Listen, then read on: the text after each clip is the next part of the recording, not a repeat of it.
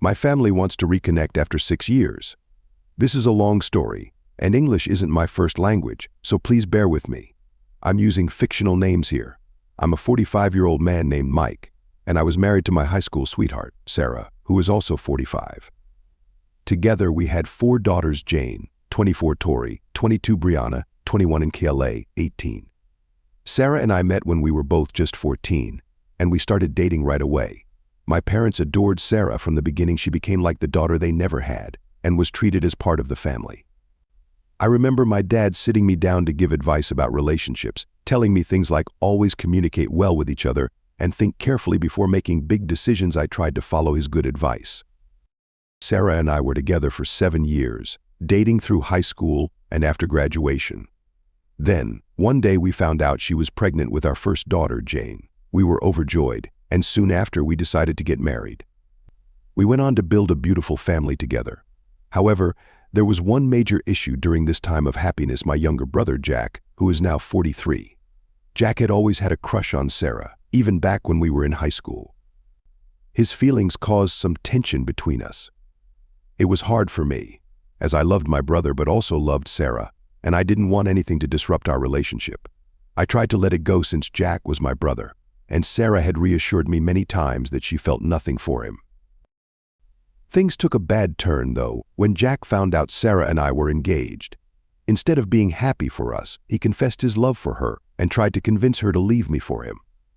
Sarah, being the wonderful person she is, told me everything. She didn't hide anything and made it clear she had no feelings for Jack. She loved me and wanted to be with me. When I found out what Jack had done, I was furious. I felt betrayed and hurt and was ready to confront him, even physically if I had to. I didn't want him to destroy my happiness with Sarah. I was also prepared to cut Jack out of my life, as I no longer trusted him. But Sarah, being the peacemaker, asked me not to do anything drastic. She didn't want to see our family torn apart by Jack's actions. So I listened to Sarah and tried to move on. It was difficult, but I wanted to do what was best for our family.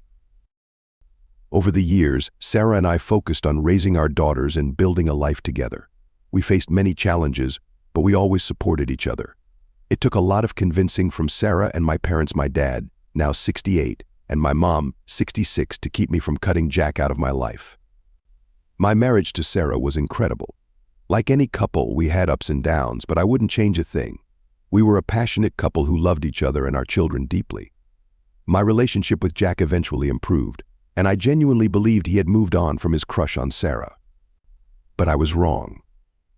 Jack still harbored feelings for her and was planning to break us up. More than 6 years ago, I came home after being away for a week due to work. When I walked in, I found my daughters, my wife, and my brother all in the living room. Sarah and my daughters were crying, and when they saw me, they began screaming at me. Sarah looked at me and asked, "How could you do this to me?" Confused, I asked what she meant, and she replied, "Cheating." I was stunned. In the 25 years we'd been together, I had never cheated on her. I asked her why she thought I'd been unfaithful, and she showed me photos and texts that supposedly proved I'd had an affair with a coworker.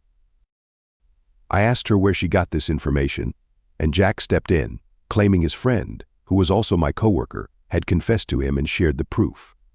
I started crying and begged Sarah to believe me. I told her this was all Jack's doing, but she didn't believe me. She slapped me and kicked me out of the house. Heartbroken, I left, unable to comprehend that Jack would go to such lengths to try to break up my family. I had to leave, but I was determined to prove my innocence and get my family back. Jane and Tori called me hurtful names, but the most painful words were when they told me, "You're a disgrace to our family." I tried for a long time to get Sarah and the girls to see reason. I wanted them to understand that I would never cheat on them, but it was all in vain. My parents disowned me, and my dad said that if I were a real man, I would make the divorce quick and easy by year's end. Eventually, Sarah and I divorced, and my daughters wanted nothing to do with me.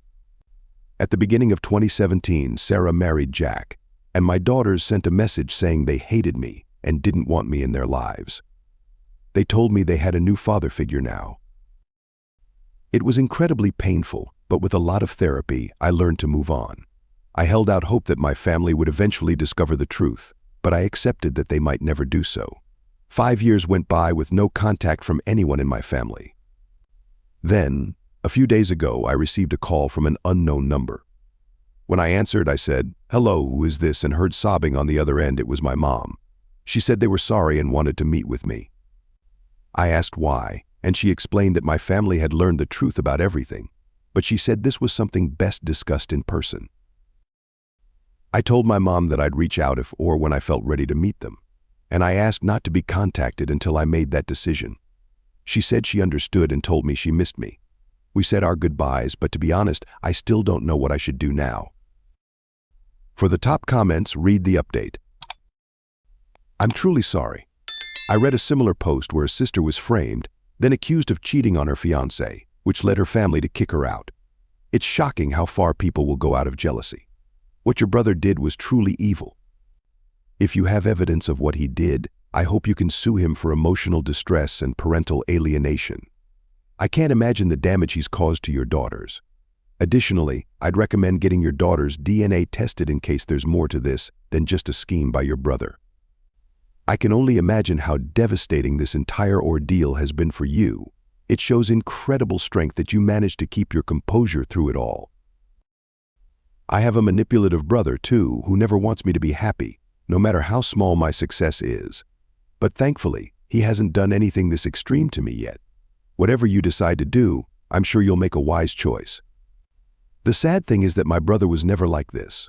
I genuinely believed he was happy for me and had moved on, but knowing he plotted against me like this is still painful. I agree with others, if you decide to meet with your family, only do so if they cut ties with your brother.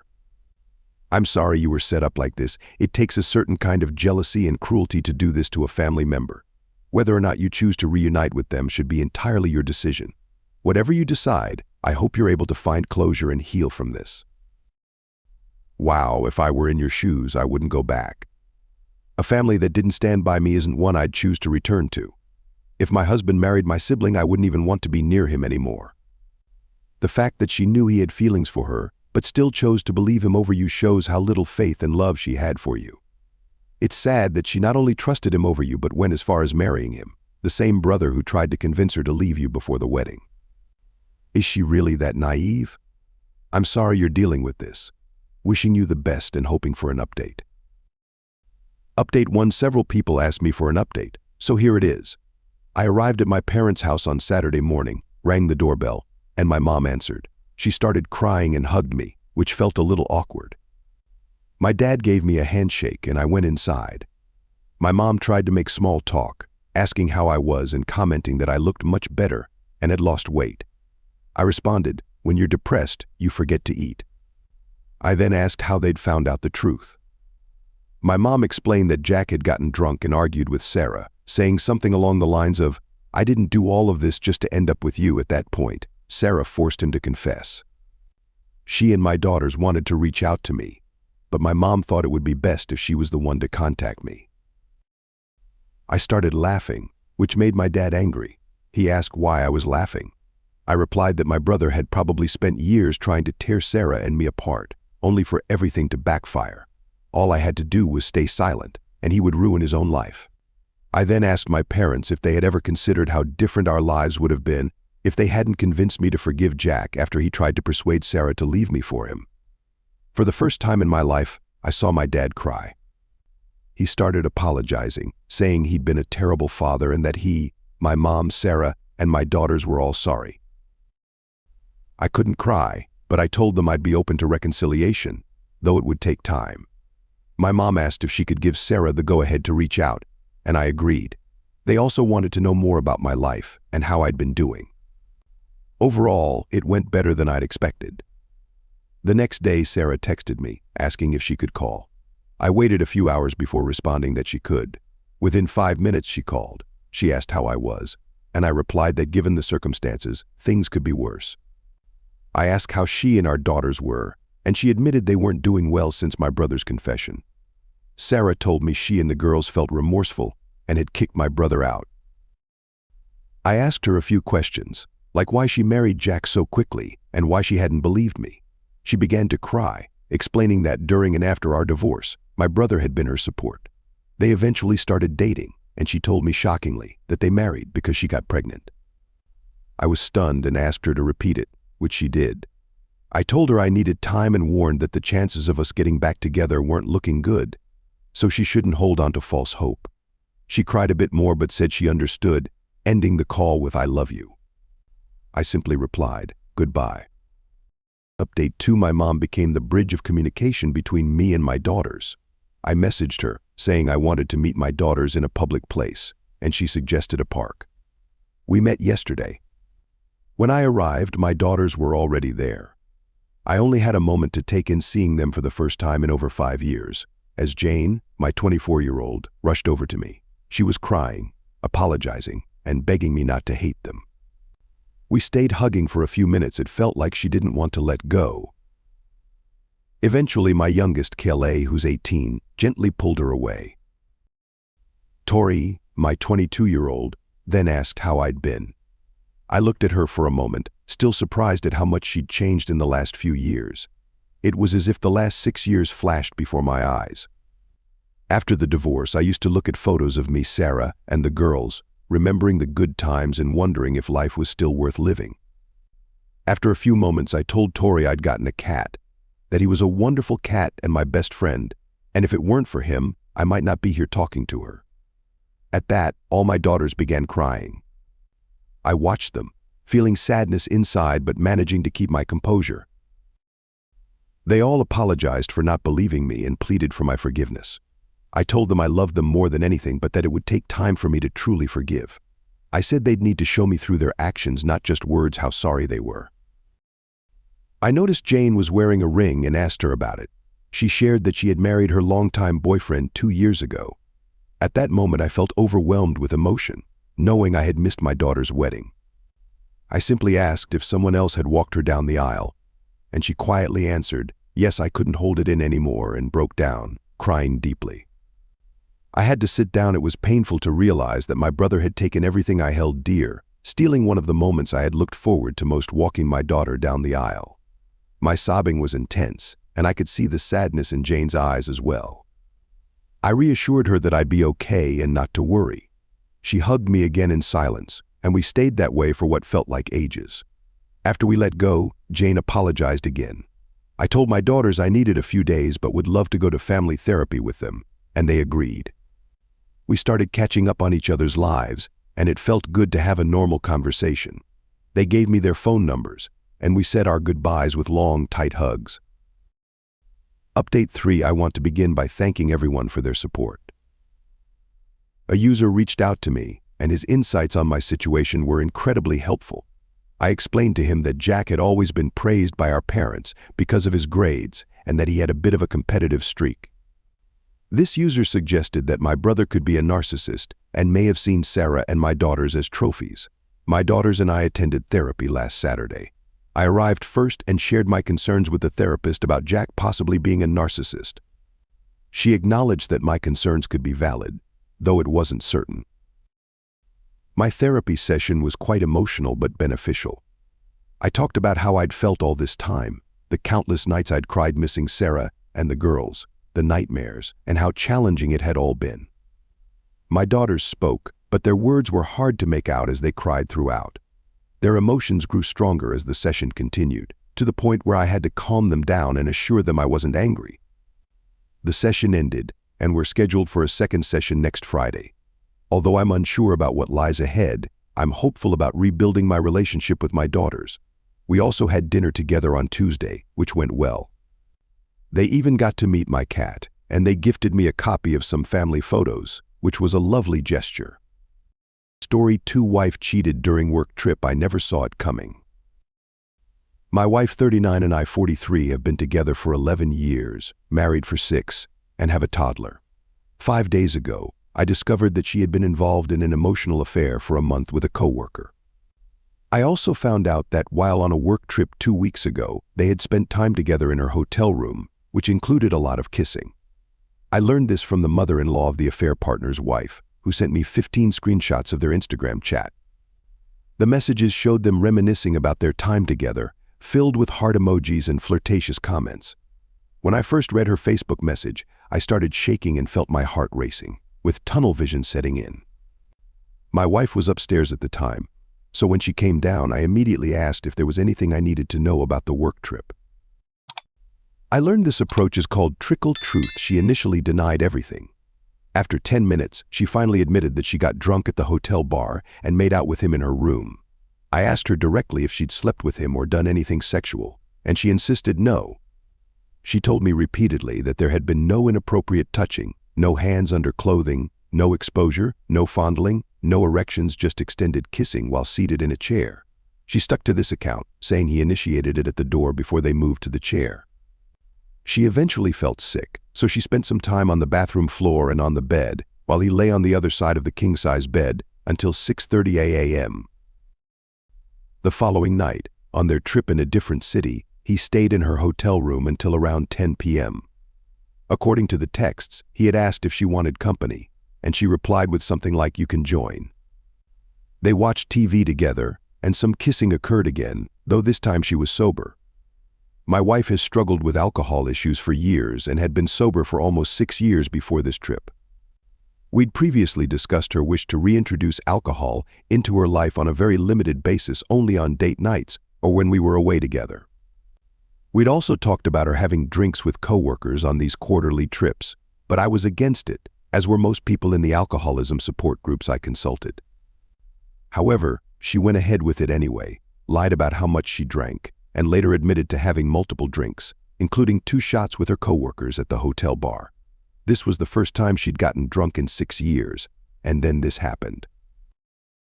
Returning to the affair, I found out that their flirtatious texts had started in early October, or so I was told. I asked my wife why she would do something like this when, as she claims, our marriage is strong. And it is. We have a child, we rarely argue, and our home life is stable. While our intimacy has decreased since our child was born 2 years ago, it's not non-existent. After some time to reflect, she explained that it was the thrill, the novelty, and the feeling of being wanted, along with him being a close friend at work. In further conversations, she mentioned it likely would never have become physical. I repeatedly asked how far this would have gone if the affair partner's wife and I hadn't discovered it. She concluded that what she enjoyed was making him feel desperate for her. She described it as deriving some satisfaction from being desired and wanted in a way that wouldn't necessarily lead to a physical relationship. She has consistently told me she doesn't feel any romantic or intimate connection to this guy, and that it just happened she admitted her actions were selfish and wrong. I told her that the secrecy and betrayal were what hurt me the most. I'd been anxious and sleepless during her work trip due to her complicated relationship with alcohol, never realizing this would be my least concern. "You just have to trust me," babe, was a text she sent the morning after I'd asked her how much she'd had to drink the previous night. I never expected her to do this. As for the affair partner and his wife, I found out that this wasn't his first time doing this during his 7-year marriage. His wife had suspected something would happen during the trip and was monitoring their Instagram messages on another device, reading them live. I've been in contact with her. She's a kind but deeply hurt woman who will likely proceed with a divorce. It's clear that he doesn't care about the harm he's caused her or what he's allowed others to suffer. For me, I'm torn about her brief affair and what might happen next. Since D-Day, I've cycled through intense pain, anger, forgiveness, then back to anger, and sometimes I feel okay only to worry that I'm coming off as a pushover for letting my wife think she can get away with this. She'll be traveling again in January, and I don't know what to do about that. However, this incident has sparked honest, in-depth conversations between us about desire, intimacy, and what we each want. Initially, I was just trying to understand what she felt was missing, and if we could bring new excitement or feelings into our marriage without lies or betrayal. We haven't directly talked about opening the marriage, but she mentioned she'd be okay with me having a work friend I could flirt with or even kiss. I don't know, it feels strange to me. Is this her way of giving me a pass or hinting at an open marriage she's not ready to fully admit to? Right now, divorce isn't on the table, and I understand that considering an open marriage isn't a good solution if the marriage isn't solid. Thanks for reading my scattered thoughts. Any advice is welcome. Commentary: she's likely giving you a pass because they definitely slept together and may have had a full-blown affair long before this trip. Open marriages that start because of infidelity rarely succeed. You need to set clear boundaries on how recovery should happen. There's no way this was only emotional with just kissing. Adults don't have month-long affairs and only kiss, especially when they're on a business trip. Her claim of getting sick is as believable as other excuses cheaters give, like he couldn't get it up or they realized it was wrong moments before they had sex. She's giving you the bare minimum and sweetening the truth. It's evident you're too emotionally involved to see this, which is probably why she's suggesting an open relationship. She may feel guilty and think it would lessen her betrayal if you both explore. If you stay together, don't open the marriage. It's as misguided as having a baby to fix things. You might feel a confidence boost, but the issue isn't other women, it's her. After 10 minutes, she eventually confessed to getting drunk and making out with him in her room. I asked her bluntly if they'd slept together or done anything sexual, and she gave a firm no. She explained that there was no inappropriate touching, no hands under clothes, no exposure, no feeling up, no erections, just extended kissing while seated. Teenagers may kiss, but adults usually don't stop there. Especially when one is a known repeat offender in affairs. The affair partner has reportedly had multiple affairs, according to his wife, and he'd be satisfied with just kissing. Highly unlikely. I'd bet that this trickle truth hasn't fully come out. We aren't explicitly discussing opening the marriage, but she suggested she'd be okay with me having someone at work to flirt with or kiss. I don't know, it just feels odd. Is she actually trying to give me permission or hinting that she wants an open marriage without openly admitting it to me or even to herself? It seems to me she's hoping you'll go along with this so she can ease her guilt for already doing so. It's also further proof to me that they had sex. You might want to check cell phone records to see how often they communicated by call or text. While you won't get the content, call logs can't be faked or erased. I'd be shocked if the frequency isn't far more than she's admitting. Story 3. Am I the a-hole for refusing to help my wife's family anymore? I'm a 34-year-old man, and I married my wife Jessica, who's 33, 9 years ago. We have 2 kids together, Robin, a 7-year-old girl, and Theo, a 5-year-old boy. Growing up, I didn't have a family. I was a foster kid who was moved around a lot since my biological mom would occasionally take me back, but always ended up losing custody or returning me to foster care. When she finally stopped trying, I was 11, which was too old for most people wanting to adopt. I aged out of the system without finding a permanent family. When I met Jessica, I hoped her family would welcome me, but that's not what happened. It took me years to realize that they looked down on me. They weren't blatantly obvious about it, but I could tell by how they treated me compared to their other sons and daughters-in-law. They'd ask the others about holiday plans, but assumed we wouldn't be doing anything because I didn't have family. They'd ask about the others' jobs and promotions, but never mine. And they acted so surprised both times Jessica or I mentioned my promotions. One time, Jessica's sister-in-law mentioned a foster kid who earned a college scholarship and made it into the news, and the whole family reacted with, "Oh wow, a foster kid making it to college. That's so rare." Jessica reminded them that I also went to college, and they looked a bit uncomfortable. I overheard 2 of her siblings whispering about Jessica and me, making me think they doubted her story of how we met. They don't bother celebrating my birthday, assume I don't spend time with my kids, and believe that any effort I make is just for Jessica's sake, even when I tell them otherwise. However, they constantly ask for my help with repairs or assembling things around the house, because I'm skilled at that. I've helped Jessica's parents and each of her siblings at least twice. After realizing, through therapy, that they didn't respect me and seemed to look down on me for being a foster kid, I decided I was helping them only for Jessica's sake, not for them. But a few weeks ago, Jessica's parents had issues with their stairs, so I went over to fix them. I spent hours working on one part and even had to get extra supplies. It was a big job. Some of the family came by while I was there, and Jessica's parents made food for everyone but nothing for me. When I asked if there was any food for me, they replied that they didn't think I'd want to eat after working so hard for hours without a break. I told them it wasn't that they thought I didn't want to eat, they just didn't want to be polite and offer me any. Jessica's parents and siblings were upset with me for calling them out, but Jessica and a few sibling spouses sided with me. However, I was criticized again for refusing to fix a shelf for one of Jessica's sisters, saying I'd never help any of them again. They argued that family helps family, so I asked them, when have you ever treated me like family? Am I the a-hole?